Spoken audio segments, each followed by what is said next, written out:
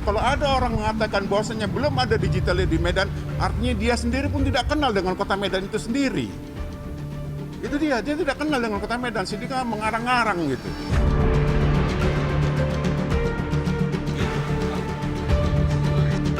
Visi misi yang kami buat itu hasil dari apa yang kami dengar dari masyarakat. Yang kami buat juga adalah menjawab dari apa yang selama ini masyarakat keluhkan pada kami berdua. Harus ada kebijakan Kota Medan untuk mensejahterakan masyarakat.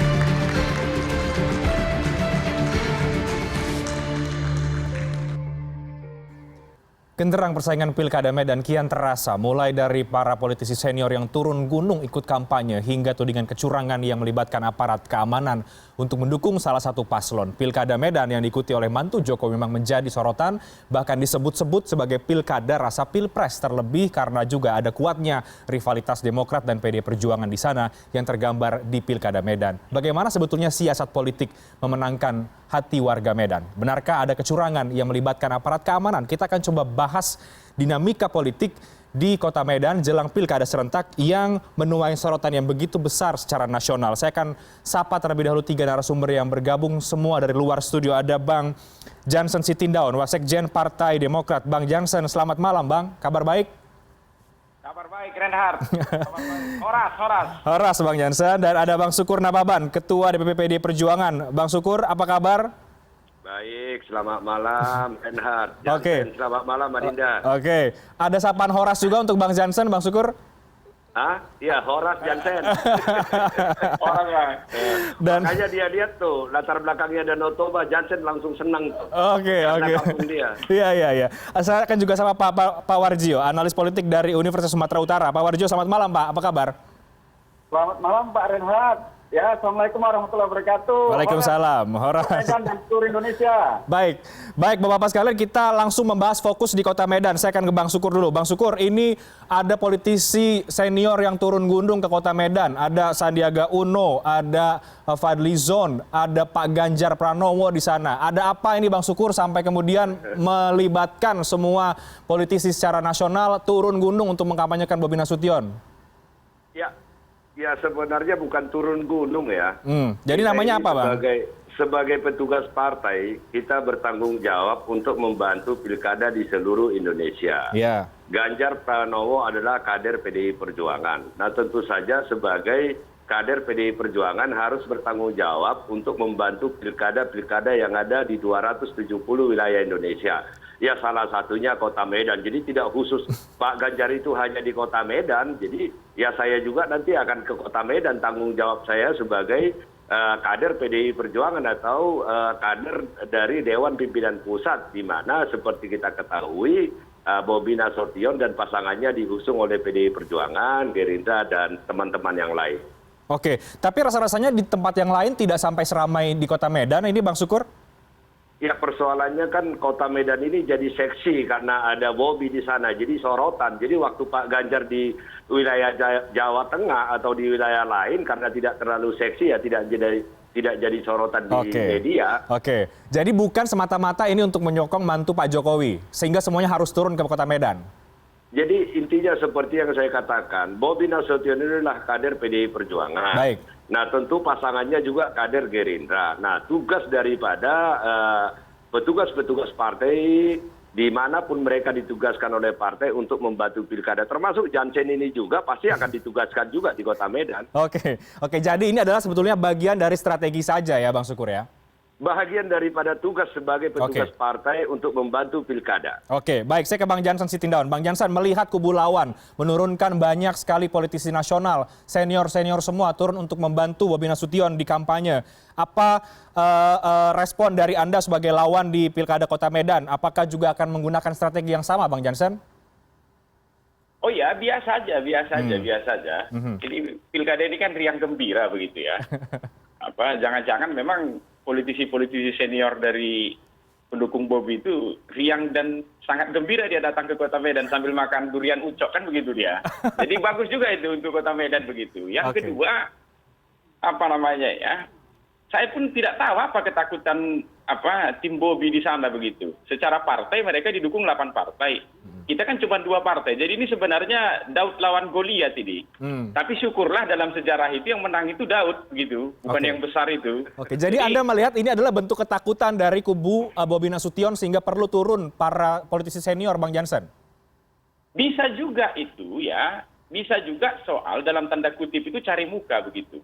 Itu makanya sejak awal Partai Demokrat kemudian mengatakan ya tolonglah aparatus di sana serta penyelenggara pemilu di sana untuk netral. Karena budaya di Indonesia ini memang orang suka cari muka apapun Bobi itu ya itu adalah menantu presiden yang sedang menjabat sekarang. Itu dia. Jadi logika sederhananya beginilah, anak direktur saja datang ke kantor bapaknya ya sejak dari pagar depan sana itu sudah dibuka. Pagar masuk kemudian ke ruang tamu begitu, liftnya pun dibukakan begitu, itu baru anak direktur. Apalagi ini menantu presiden begitu dia. Jadi itu makanya kita katakan ya tolonglah aparatus itu netral begitu, biar kita berpilkada dengan riang dan gembira. Tetapi yang jauh lebih penting dari situ Renhat, kalau saya ingin menambahkan sedikit, karena kan diskusi kita malam ini juga kan harus mengedukasi publik begitu. Betul, Bang Jansen. Nah, jadi begini, saya ingin menyampaikan begini. Yang pertama begini, dalam sejarahnya ya tingkat partisipasi di Kota Medan ini sangat rendah. Nanti Dr. Warjio mungkin akan bisa menelaah ini begitulah ya. Di 2015 kemarin itu partisipasi cuma 25%. Itu. Di 2010 mundur ke belakang sedikit, waktu itu pilkada masih 2 putaran. Putaran pertama itu 35,6%. Putaran kedua juga hanya 38 begitu. Jadi tingkat partisipasi di Kota Medan ini selalu di bawah 50%. Jadi dengan kemudian gegap gempitanya pilkada di Kota Medan ini ya kita berharap tingkat partisipasi pemilih di Kota Medan itu tinggi begitu dia. Tinggi. Jadi riang gembira itu untuk mendongkrak antusiasme ya Bang Jansen? Harapan kita begitu, itu makanya kemudian Demokrat datang ya menghidupkan demokrasi, suasana demokrasi di Kota Medan itu makanya kemudian ada kandidasi begitulah. Jadi jangan kemudian misalnya begini, minimum threshold itu kan 20%. Nah, jadi kalau tingkat partisipasi misalnya di bawah 20%, ya harusnya nggak ada yang menang itu, karena legitimasinya kurang. Syarat untuk mendaftarkan sebagai calon aja 20% begitu. Masa kemudian partisipasi di bawah itu, artinya yang mendukung dia 20% sebagai syarat pencalonan itu aja nggak milih dia, kan begitu dia. Jadi ini menjadi perhatian ini. Saya orang Medan, Bang Sukur orang Medan, Dr. Warjio orang Medan begitu. Ya, melalui pilkada ini mari kita tingkatkan kemudian tingkat partisipasi di Kota Medan. Itu makanya kami sekali lagi kemudian meminta aparatus itu netral. Jangan ada intimidasi. Nah, nanti kita bahas soal kemudian publik semangat ya tidak takut untuk datang ke TPS begitu. Nah, sebelum nanti kita bahas soal aparatur sipil ataupun aparatur keamanan, aparat keamanan dan juga soal partisipasi dengan Pak Warjio. Tapi saya mau ke Bang Sukur lagi karena Bang Sukur harus merespon. Bang Sukur, ini soal Bang Jansen mempertanyakan ada ketakutan apa ini sampai kemudian politisi-politisi dari kubunya Bang Sukur harus turun ke Kota Medan. Apakah benar ada ketakutan ini Bang Sukur atau cari muka tadi kata Bang Jansen? Jadi gini, Jansen kan bisa berpendapat apapun. Kan penting memberikan edukasi kepada masyarakat kita seperti yang dikatakan Jansen tadi. Saya sudah sampaikan bahwa yang datang ke sana itu adalah kader-kader partai. Ganjar Pranowo itu adalah kader partai PDI Perjuangan. Terus kemudian Pak Sandiaga Uno itu adalah kader daripada Gerindra. Nah tentu kader-kader partai itu juga harus bertanggung jawab mensukseskan setiap pilkada yang ditugaskan oleh partainya. Itu yang pertama. Jadi kalau Jansen berpendapat lain, kan saya tidak bisa melarang pendapat Jansen.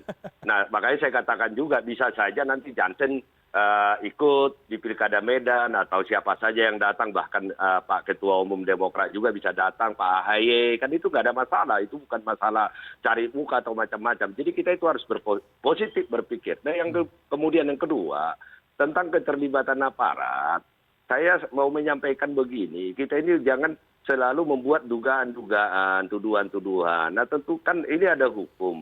Ya cari buktinya, cari buktinya, ya kemudian adukan kepada pihak berwenang. Ada Panwas, ada Bawaslu, nah ada alat-alat hukum. Nah tentu apalagi dengan media sosial yang sangat berkembang sekarang kan itu bisa diviralkan. Maka masyarakat akan melakukan tekanan terhadap aparat penegak hukum jika seperti itu. Nah maksud saya kalau kita mengadakan atau mengisukan hal-hal yang tidak benar itu kan juga merusak demokrasi kita.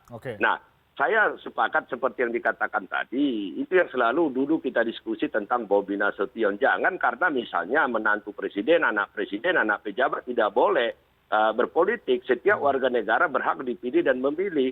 Tidak ada salahnya anak pejabat untuk berpolitik, itu adalah haknya. Nah masalahnya adalah anak pejabat itu rakyat yang menentukan, bukan pejabatnya, bukan presidennya kalau kita bisa. Kalau kita bicara tentang Bobi Nasution. Nah tentu tentang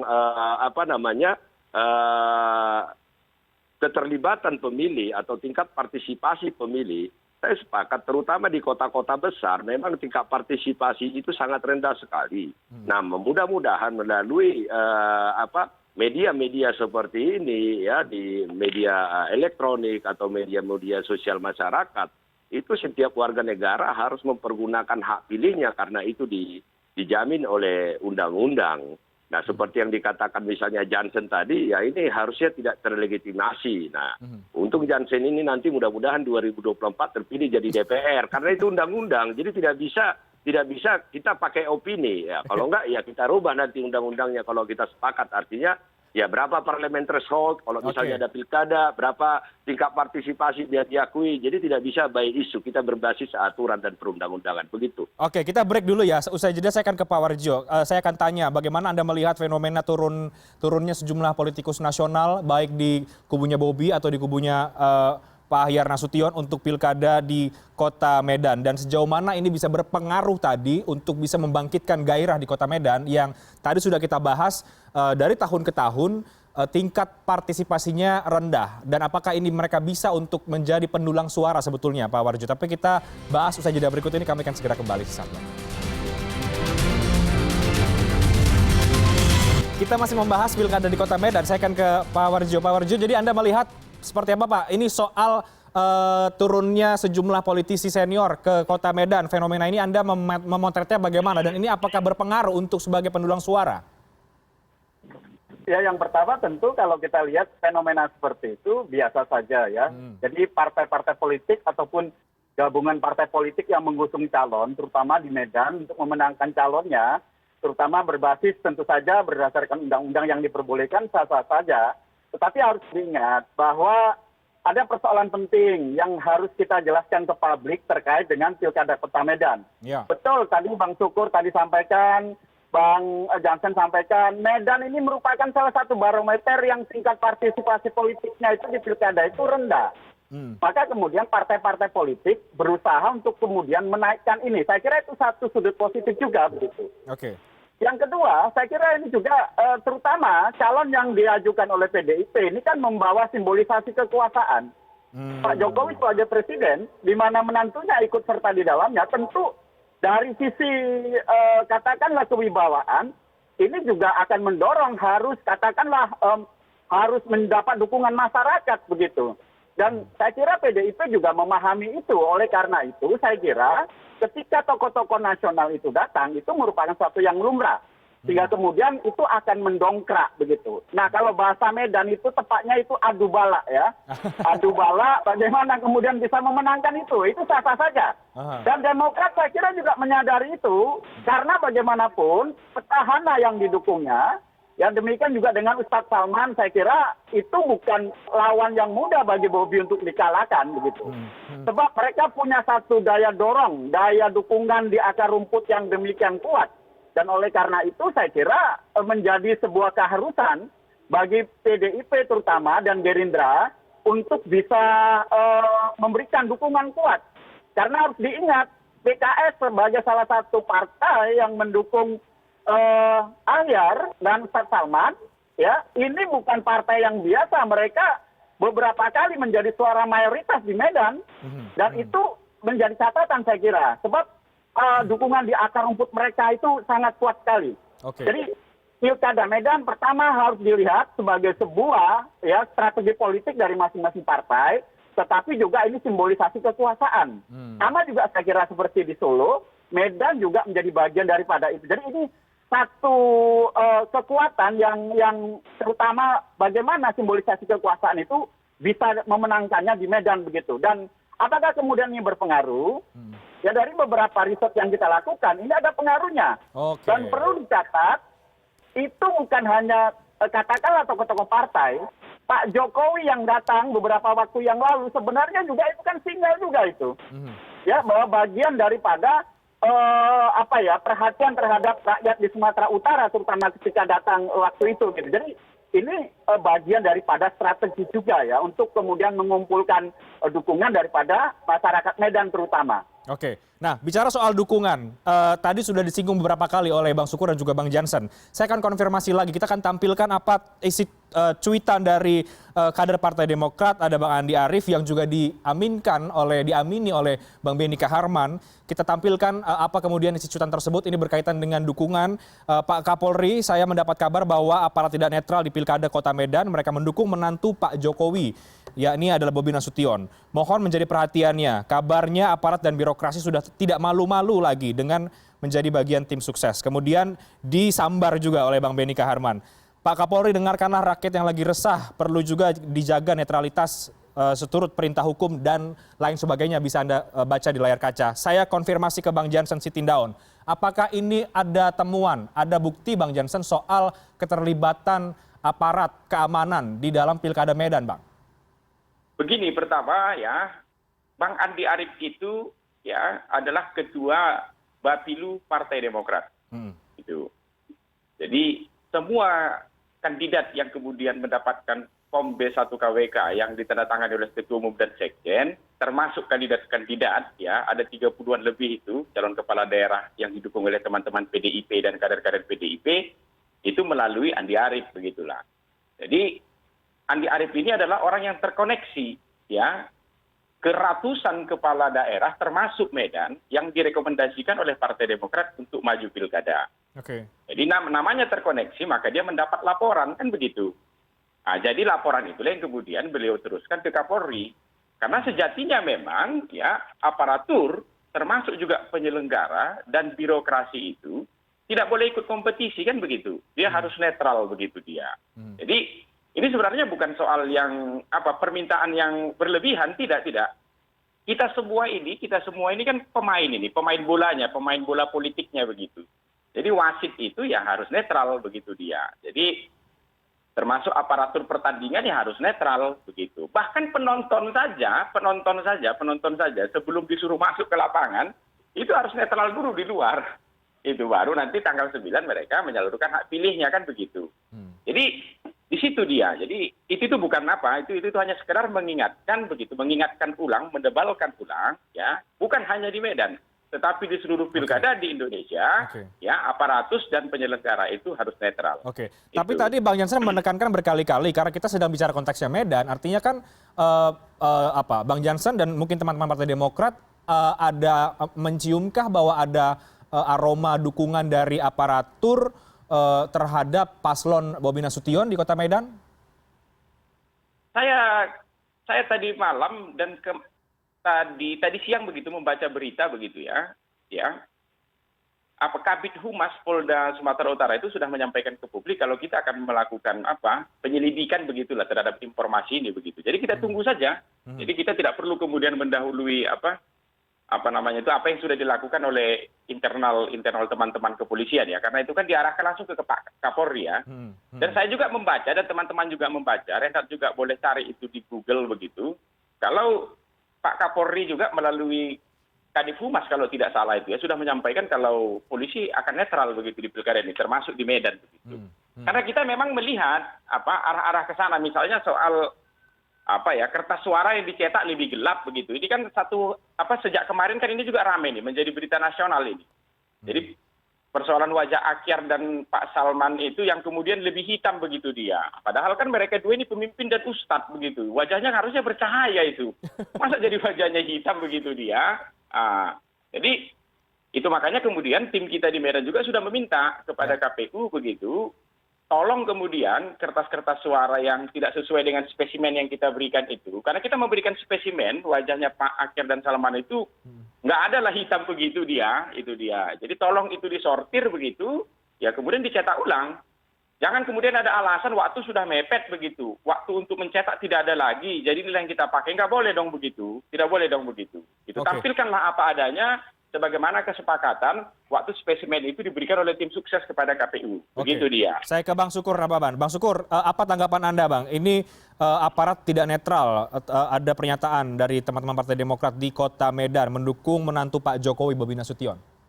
Jadi saya jadi teringat baru-baru ini ada pilpres di sebuah negara kuat, ya penguasanya mengatakan tidak adil, tidak fair, pusing ngebacanya, sementara dia penguasa. Nah artinya kita memberikan pendidikan politik lah kepada bangsa kita, aturan dan peraturan sudah ada. Nah jangan kita bermain di isu, di di rasa, di bau. Nah aturan dan peraturan sudah ada. Nah kalau ada bukti, kan ada wasitnya tadi kata Jansen, Panwas, Bawaslu, ya sampaikan ke wasitnya. Jadi kalau kita bermain isu nanti tidak baik untuk bangsa kita, pendidikan politiknya tidak baik. Nah juga kan saya tidak bisa menanggapi masalah foto itu karena saya belum lihat kertas suaranya. Tetapi ya bisa saja mungkin apakah fotonya gelap atau apa, tetapi dalam buku saya tidak dalam konteks diskusi itu. Oke. Tetapi apakah iya urusannya ke sana seperti tadi saya waktu baru masuk tadi ke Jumprita ini, saya juga anggota DPR, ketua DPP PDI Perjuangan, Bang diganti dong gelap. Jadi bukan karena udah DPR jadi ya harus terang apa semuanya. Oke. Tetapi beginilah, ayo kita berdemokrasi dengan elegan. Mari kita berdemokrasi dengan santun, kita ajarkan rakyat kita bermain di program, kita bermain di prestasi, kita bermain bagaimana Medan 5 tahun ke depan. Jangan bermain di isu-isu. Saya yakin Pak Warijo sebagai pengamat dari Universitas Sumatera Utara, salah satu universitas terbaik di Indonesia, ya sepakat kalau warga Medan itu juga diajarkan berpolitik yang santun, berpolitik yang benar. Jadi jangan bermain isu-isu. Artinya kalau ada bukti, udah sampaikan bukti itu. Oke. Saya yakin kalau itu apalagi di keterbukaan media sosial kita sekarang ya publik akan menekan. Oke. Bang Sukur, Anda mau mengatakan Partai Demokrat bermain isu saja? Ya saya tidak mau mengatakan itu. Jika ada indikasi tidak baik juga saya mengajarkan teman-teman di partai lain. Saya tidak mau masuk ke sana, tetapi yang saya mau mengatakan kalau kawan-kawan misalnya teman-teman misalnya ketua BP Pemilu Partai Demokrat seniornya Jansen atau Jansen melihat, udah adukan, saya dukung untuk diadukan. Oke. Karena juga tidak boleh ada kecurangan di negeri ini. Demokrasi itu adalah hak rakyat. Demokrasi itu adalah pesta rakyat. Oke. Di mana setiap orang berhak untuk memberikan suaranya karena itulah yang paling penting memilih pemimpin. Nah makanya saya satu poin yang saya tadi terlupa mengatakan, rata-rata tingkat partisipasi yang rendah di Medan, kita sama-sama tahu, Pak Warijo tahu, Jansen tahu, saya tahu, bahwa biasanya yang tidak mau ke TPS itu adalah orang-orang yang tingkat pendidikan dan ekonominya malah tinggi, karena mereka merasa ya tidak ada gunanya, malah rakyat di dalam komunitas kecil itu berbondong-bondong ke TPS. Nah saya yakin kalau tingkat partisipasi sangat tinggi nih, ya kader saya Bobi Nasution dan kader Gerindra itu pasti menang lebih tinggi. Oke. Bang Jansen ada tanggapan, Bang? Silakan. Sebelum kita akan break.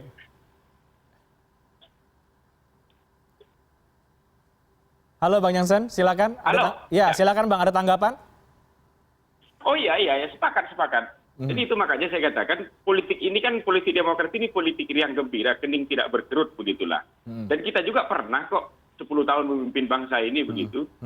Jadi pilkada di masa kami itu semua riang gembira. Oke. Tapi tadi termasuk kemudian jago-jago PDIP begitu yang ketika itu di luar kekuasaan itu riang gembira berpilkada. Itu sekaligus saya juga ingin menyampaikan begini. Jadi ada narasi di Medan ya yang kemudian dimainkan oleh teman-teman 02 begitulah ya. Kalau kami ini 01 ya, akhirnya ini 01. Kesatuan hasadaun begitulah. Ya. Kuat itu adalah hasadaun begitu. Jadi narasi itu lebih kurang begini. Nanti tolong Pak Warijo begitu ya mendebalkan kembali Kalau Bobi terpilih maka akan mendapat dukungan dari pusat, begitulah dia. Ini kan narasi yang tidak tepat juga ini. Jadi karena negara kita ini kan ada tata aturannya. Masalah anggaran ataupun program pemerintah itu kan memiliki aturan. Tidak bisa kemudian karena menantu presiden jadi agak semena-mena begitulah ya. Contoh saya kasih misalnya ya. Misalnya Bu Risma. Bu Risma itu ya wali kota Surabaya yang terpilih di masa pemerintahan Pak SBY begitu. Apa kemudian pemerintah pusat di masa Pak SBY tidak memperhatikan Bu Risma? Oh enggak, itu. Malah salah satu wali kota yang paling disayang oleh Pak SBY itu Bu Risma. Saya 2 kali menemani Pak SBY tur ke Jawa begitu, masuk ke Surabaya ke Jawa Timur, jumpa. Itu dia. Jadi maksud saya narasi-narasi begini nggak perlu kita pakai gitu. Jadi kalau kemudian hanya soal kemampuan menelpon menteri begitu, nggak usah ada pilkada lah kita ini, nggak usah ada pilkada. Oke, tapi itu tadi dia. Bang Sukur menekankan jangan sampai kemudian hanya bermain di tataran isu saja, Bang Jansen. Isu bagaimana maksudnya? Soal netralitas. Soal netralitas dan mungkin juga soal narasi-narasi yang tadi Anda sampaikan tadi itu soal akan diperhatikan oleh pusat atau oleh istana. Itu adalah lokus dan tempus ya. Bobi itu menyampaikan tanggal 29 September 2020 di Hotel Mandadi Medan itu. Ini lokus dan tempusnya jelas kok. Itu jadi berita nasional juga itu. Kemudian tim kita itu menanggapi itu begitu. Nggak usah lah main-main isu begitu. Masa karena menantu presiden kemudian asal nelpon menteri begitu. Tidak perlu harus Bobi itu. Kita pun bisa nelpon menteri begitu. Pak Warijo bisa, Pak Syukur bisa begitu. Itu bukan narasi apalah itu. Itu bukan narasi orang yang berkontestasi di tingkat pilkada Kota Medan yang memang sangat menjadi perhatian nasional begitu. Oke, Bang Syukur ya. Tahan dulu Bang Jansen, saya berikan Bang Syukur Nababan untuk kesempatan untuk menanggapi. Silakan Bang Syukur. Tapi Pak Jansen itu kan tidak melanggar undang-undang. Nah, artinya ya mengatakan ya tentu saja kan apa yang disampaikan ya kalau saya jadi wali kota lebih mudah berinteraksi dengan pusat itu kan tidak melanggar undang-undang ya. Tinggal misalnya teman-teman mengatakan siapapun bisa berinteraksi dengan pusat. Nah, tadi saya menanggapi apa yang dikatakan Jansen tadi itu. Makanya kalau Pak Jansen ini diskusi di TV, itu biasanya sering berantamnya. Tetapi kalau dengan saya, karena kami ini bersahabat dan saya abangnya, jadi ketawa-ketawa kami. Karena apa? Riang gembira, kata dia. Oke. Maksudku begini Bang Syukur, sedikit aja. Maksudku begini Bang, narasi itu menjadi berbahaya begini maknanya. Halo Reinhard, dengar kan? Iya, dengar Bang. Nah, begini, negara ini kan negara hukum, ditambah ada proses, ada tata cara, ada aturan, itu dia. Jadi kalau nanti misalnya Akhir Salman terpilih, Menteri dan Pusat tidak mau bantu begitu Kota Medan. Kan begitu arahnya jadinya. Karena itu disampaikan di ruang publik, itu dia. Disampaikan di ruang publik, di acara kampanye, begitulah dia. Publik kan akhirnya berpikir, oh berarti kalau Aman ini nanti terpilih, Pusat dan menteri-menteri atau bahkan presiden yang sekarang sedang menjabat, tidak akan memperhatikan Kota Medan. Ini kan salah ini. Ini salah. Ini politik apa ini? Politik yang tidak tepat lah begitu dia. Diajarin aja agar Akhir jawab bahwa siapapun menjadi wali kota pasti dapat bantuan dari pusat. Itu aja nggak usah kita repot jadi ini gitu loh. Tinggal diajarin aja. Akhir bicara nanti kalau terpilih ya pasti juga dapat bantuan dari pusat. Karena itu tidak melanggar undang-undang.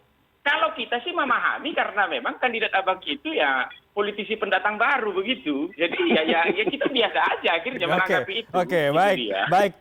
Nanti akan ditanggapi oleh Pak Warji. Tapi kita jeda terlebih dahulu ya, abang-abang sekalian. Kami akan segera kembali sesaat lagi.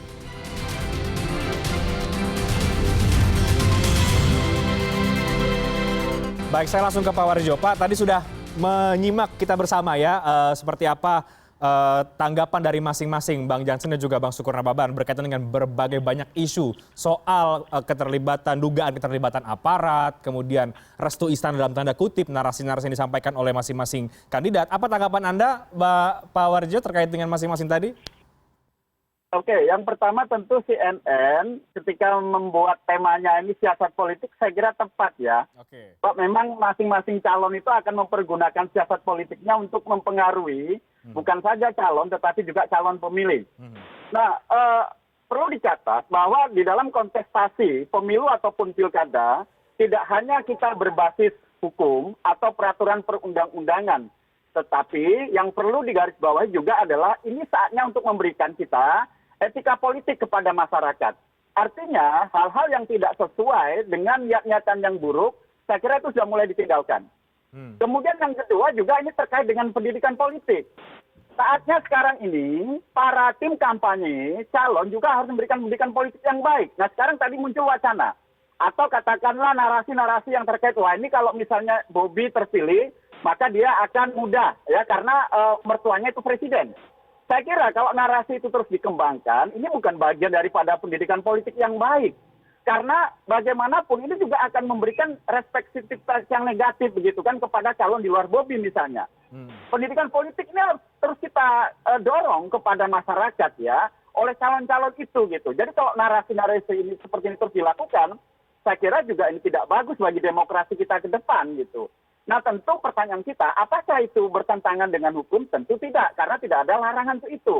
Makanya tadi saya katakan bahwa ini bukan persoalan hukum atau peraturan yang memboleh atau tidak ya, tetapi justru ini kesempatan bagi setiap calon untuk mempraktekkan nilai-nilai etika politik praktisnya, memberikan pendidikan politik kepada masyarakat. Ingat ya, bahwa di Pilkada Medan itu termasuk memilih yang cukup kritis. Kenapa? Itu dibuktikan dengan pilkada-pilkada sebelumnya yang tingkat partisipasinya di bawah 40%, di bawah 30%. Jadi kalau ada calon-calon tertentu yang kemudian tidak memberikan ruang yang baik, tidak memberikan pendidikan politik yang baik, saya kira itu bisa jadi bumerang ya, oleh siapapun gitu. Jadi saya kira ini harus menjadi satu catatan serius kita. Sekali lagi bahwa kontestasi pemilu, pilkada kita ini bukan hanya berbasis peraturan ya. Kalau peraturan ini kan misalnya penyelenggara ya seperti KPU, kemudian Bawaslu dan DKPP ini punya jalinan yang kuat. KPU jika melanggar ini juga akan menjadi catatan Bawaslu dan demikian juga mereka ini akan diawasi oleh DKPP. Jadi jangan bermain-main ya terhadap persoalan-persoalan ini. Tetapi yang perlu dikembangkan di sini adalah bagaimana kemudian secara smooth ya etika politik itu perlu dikembangkan oleh kedua-dua belah pihak. Demikian juga ini saatnya kita memberikan pendidikan politik kepada masyarakat. Jadi narasi-narasi yang saya kira tidak perlu, walaupun ini siasat politik, maka gunakanlah siasat politik yang bagus begitu. Karena ini saatnya kita, kapan lagi? Apalagi, terus terang saja kan, bagi saya ini juga kontraproduktif ya, kalau misalnya kita kaitkan dengan simbolisasi kekuasaan ya Jokowi kan kita masyarakat menganggapnya sangat santun sekali. Nah kalau kemudian ini dikaitkan dengan hal yang buruk ini juga bisa jadi bumerang juga. Jadi hati-hati juga menurut saya ketika menggunakan narasi-narasi seperti ini. Sekali lagi rakyat Medan itu cukup kritis untuk menilai itu. Oke, jadi apapun sebetulnya narasi atau siasat politik yang digunakan, memang mungkin tidak oleh kedua paslon ya, mungkin memang tidak bertentangan dengan hukum ataupun undang-undang, tapi ada pendidikan politik atau etika politik yang lagi-lagi perlu ditekankan untuk memberikan edukasi terhadap masyarakat, maksud Anda begitu Pak Warjio? Betul, itu yang harus kita garis bawahi, kapan lagi? Ya, sebab bagaimanapun dengan munculnya banyak katakanlah bintang-bintang ya adu balak di Kota Medan, kalau itu tidak dibarengi dengan edukasi politik yang baik, ya kita pilkada kita akan percuma. Hanya sekedar kontestasi untuk memenangkan seseorang gitu. Tetapi tidak ada nilai baiknya kepada masyarakat dan kepada semua pihak begitu. Saya kira ini perlu ditekankan gitu ya.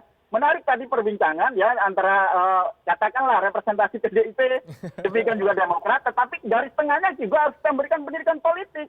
Tidak bisa kita melakukan seperti itu. Dan juga ini juga sinyal juga ya kepada katakanlah birokrat, kepada pihak-pihak yang berwenang, agar gunakanlah kesempatan di dalam kontestasi pilkada ini, kita taati hukum, kita taati etika, dan memberikan edukasi politik yang baik kepada masyarakat. Oke, baik. Bang Jansen dan juga Bang Syukur, ada yang mengatakan, sejumlah pihak mengatakan bahwa Pilkada Medan ini seperti rasa pilpres. Apakah karena ini juga kemudian mungkin masing-masing dari Anda menjadikan Kota Medan sebagai pilkada prioritas dalam Pilkada serentak tahun 2020. Apa jawaban dari Bang Syukur dan juga Bang Jansen? Kita bahas di segmen terakhir dialog. Usai jeda berikut kami akan segera kembali sesaat lagi.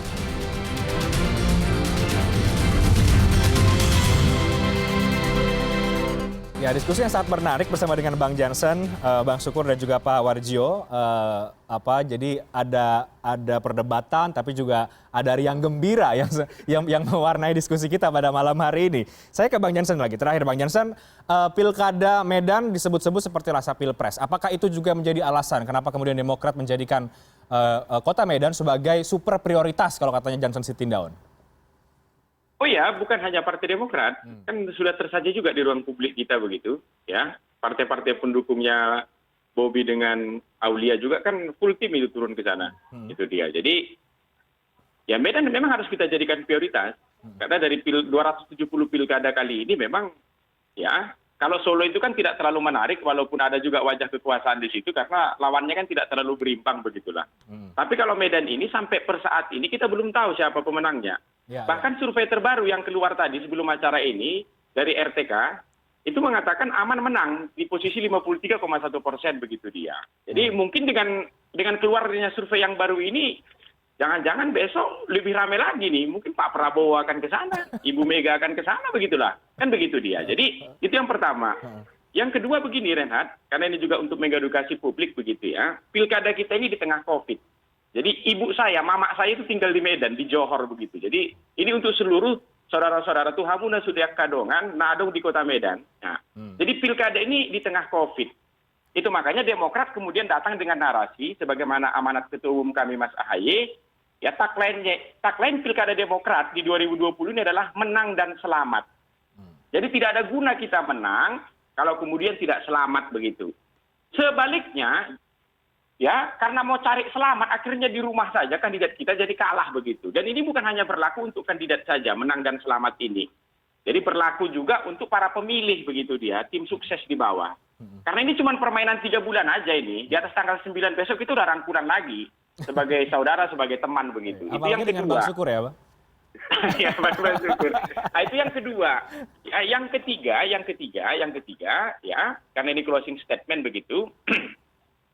Pilihlah yang berpengalaman begitu. Akyar Salman ini tidak perlu lagi proses belajar. Jadi mereka sudah tuntas belajarnya. Pak Akyar itu 5 tahun di DPRD, 4 tahun jadi wakil wali kota, 1 tahun PLT begitu. Kalau Pak Salman itu 10 tahun di DPRD Kota Medan, kemudian terakhir dia DPRD provinsi, bahkan jabatannya wakil ketua DPRD provinsi Sumatera Utara begitu. Jadi ini tokoh yang berpengalaman.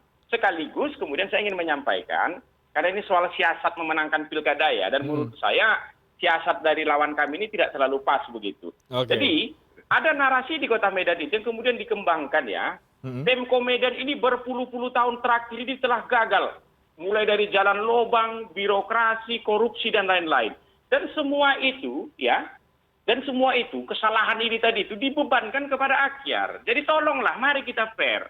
Akyar ini 4 tahun itu hanya wakil wali kota, kewenangan terbatas. 1 tahun terakhir dia PLT wali kota. Sudah itu maju pilkada, PLT-nya dicabut, sekarang ganti PLT yang lain di Kota Medan begitu. Bagaimana kemudian ya puluhan tahun birokrasi jalan berlobang di Kota Medan ini ya kemudian itu dibebankan kepada Akyar begitu dia. Jadi mari kita fair soal ini, mari kita fair. Jadi jangan melemparkan tuduhan begitu yang memang itu tidak tepat dan Bang pas Jansen. begitu dia. Mari kita edukasi publik kita. Silakan Bang Sukur Nababan, siasat lawan tidak kurang tepat tadi Bang Jansen katakan. Apa dari Anda sebagai penutup juga, Bang Sukur?